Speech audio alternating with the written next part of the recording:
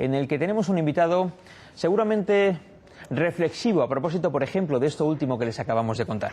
Josep Antoni Duran Lleida, buenas tardes, buenas noches. Muy buenas noches. Acaba usted de llegar al Congreso de los Diputados, deprisa y corriendo, con el debate que se está produciendo allí, que durará todavía mañana. ¿Alguna sorpresa que tengamos que saber? No, sorpresa ninguna. Simplemente el acuerdo con el PNV y Coalición Canaria ha funcionado.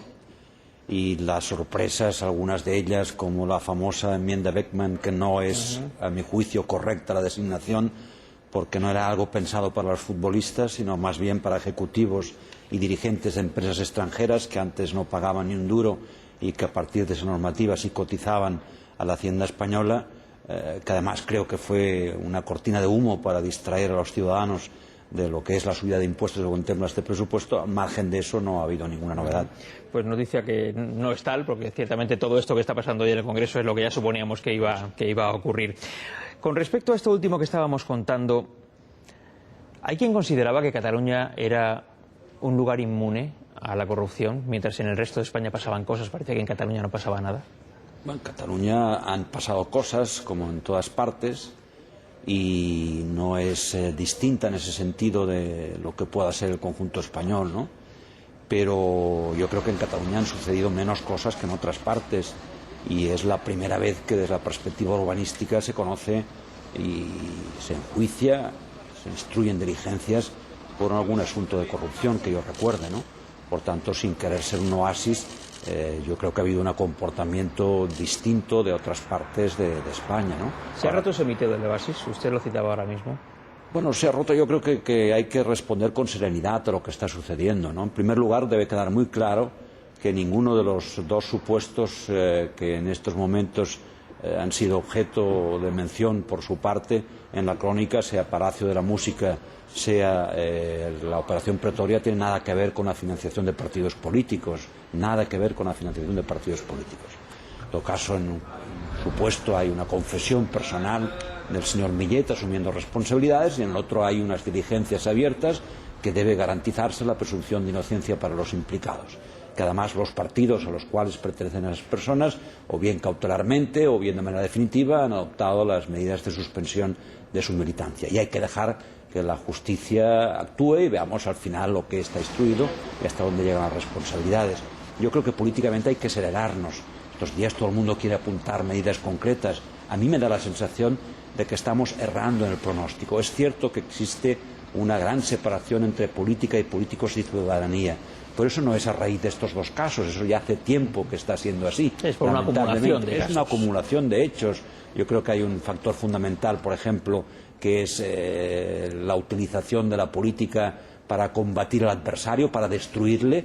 A la ciudadanía me parece que no le gusta que los políticos dediquemos nuestras energías a combatir insultando al adversario. Creo que en estos momentos precisamente, y algo tiene que ver también con el estado de la opinión pública, a la gente le gustaría ver que cada partido dejáramos de lado nuestros intereses partidarios y nos pusiéramos de acuerdo, como hace año y medio que yo vengo solicitando, en un pacto de Estado para abordar la crisis económica, para garantizar la superación de esta crisis, y en cambio no lo estamos haciendo.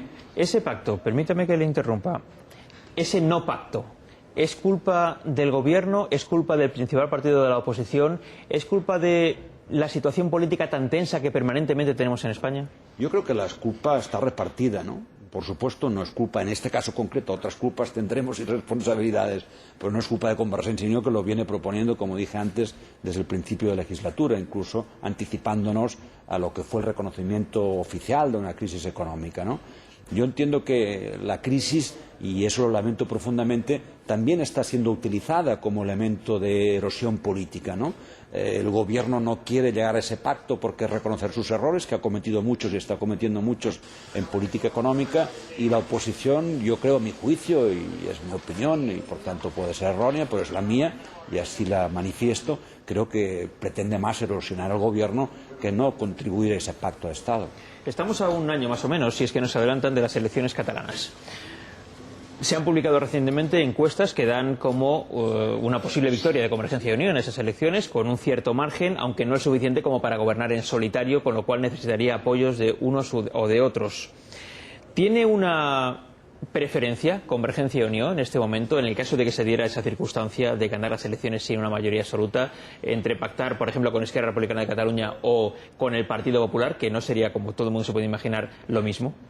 Evidentemente, además el Partido Popular pone las cosas muy difíciles. Se acaba también de anunciar un recurso contra la reciente ley de educación consensuada en Cataluña, ¿no? Pero no es momento para hablar de pacto, sinceramente. Yo creo que es momento para ir afianzando un compromiso a través de un programa para las próximas elecciones. Es cierto que Convergencia y Unió aparece en buena posición, no simplemente para ganar, porque hemos ganado también en las últimas ediciones, sino en este caso para impedir que gobierne el tripartito, que se reedite ese tripartito, porque si pueden lo harán, y a partir de aquí gobernar. ¿Con quién? Pues ya se verá. Nosotros aspiramos a tener el máximo resultado posible. ¿Y por qué rechazar la mayoría absoluta? En Cataluña hay un gran deseo de cambio. Por lo tanto, vamos a ver, falta mucho tiempo, hay que actuar con muchísima humildad. Vamos a ver cómo reacciona la ciudadanía, todo lo que está sucediendo, lo que antes decía, la inexistencia de una ley electoral que acabe con las listas cerradas, que no significa, quede claro, que yo sea partidario de las listas abiertas, sino mi modelo es el alemán, cada ciudadano 2 votos, con uno vota un diputado territorial. Eso obliga al diputado a acercarse permanentemente a sus electores, con el otro voto se vota al partido político. Todo esto, está seguramente, sin duda alguna, hinchando la bolsa de abstención. Por tanto, vamos a ver qué sucede en un año, falta tiempo y hay que trabajar muchísimo y con muchísima humildad. Cuando hemos anunciado la entrevista que teníamos hoy con usted en nuestra página en Internet, ha habido algunos espectadores que han pedido que le trasladáramos alguna pregunta. Hemos seleccionado una. Tenemos que explicar un poco porque quizás no todos los espectadores conozcan, usted seguramente sí. Ayer se conoció que se había contratado en el Parlamento catalán a un traductor porque venía una delegación nicaragüense, un traductor de catalán a castellano y de castellano a catalán. Pregunta María Dolores: el motivo por el cual se gasta ese dinero de los contribuyentes en la traducción simultánea al catalán en el Parlamento de Cataluña de unos representantes nicaragüenses que entienden perfectamente el castellano. Yo no puedo darle la explicación del motivo porque no estoy en el Parlamento catalán y, por supuesto, ni yo ni mi opción política ha decidido eso. Eso es responsabilidad del Gobierno de Cataluña, por lo que he leído en la prensa. No lo ha rechazado, por lo que sabemos, Convergencia y Unión. Yo no soy partidario de esa medida y de ese gasto, sinceramente. Creo además que son las cosas que la gente no entiende. En Cataluña nuestra lengua es el catalán, hay que protegerla, está en inferioridad de condiciones, pero eso no priva de que intentemos ahorrar un gasto inútil cuando tengamos delante a una interlocución castellana, como puede ser en este caso una delegación nicaragüense. A mí me parece que con toda normalidad hay que hablar castellano con los nicaragüenses sin que se les deje de recordar que ese país tiene una lengua propia, pero a mí me parece un gasto completamente superfluo y necesario. Una noticia de esta tarde: la ciudad de Gerona se ha convertido en la primera capital de provincia cuyo pleno municipal apoya la celebración de una consulta soberanista con los votos, entre otros, de Convergencia y Unión. ¿Su punto de vista sobre esto? Bueno, vamos a ver. Lo que se apoya es que si alguna institución lo propone, se privada, celebre, etcétera, se le dé facilidad para celebrarlo, ¿no?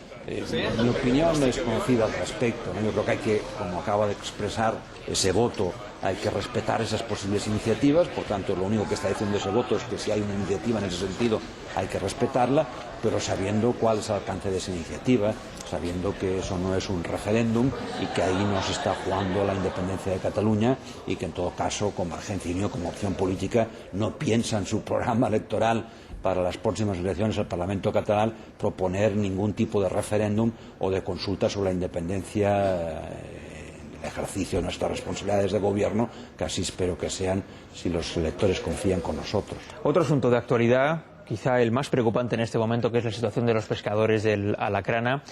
¿Qué opina usted sobre la gestión que se ha realizado? El presidente del Gobierno ayer pidió prudencia, pidió incluso silencio durante un tiempo para que se deje trabajar al Gobierno en la solución de este problema. Hasta donde usted pueda hablar, hasta donde usted considere que debe hablar, ¿cuál es su punto de vista sobre la gestión que ha realizado el Gobierno en estos 40 días de secuestro? En este caso, el presidente del Gobierno hace falta que me pida a mí prudencia y silencio, porque esa es la actitud que ha mantenido el grupo parlamentario. Habrá tiempo para criticar al Gobierno, porque hay motivos para criticarle en la gestión que ha llevado a término y está llevando a cabo en esta materia. Pero yo estoy de acuerdo con el presidente del Gobierno. He escuchado ahora las palabras del vicepresidente Chávez al respecto. Hay que estar con el Gobierno. Es muy compleja la situación. Ustedes la explicaban ahora de lo que es Somalia. Por tanto, conozco la complejidad de lo que significa una negociación en ese sentido en el marco internacional y con todo el entorno de ese país. Por tanto, confianza al Gobierno, pedirle que cuanto antes mejor pueda liberar a las personas afectadas.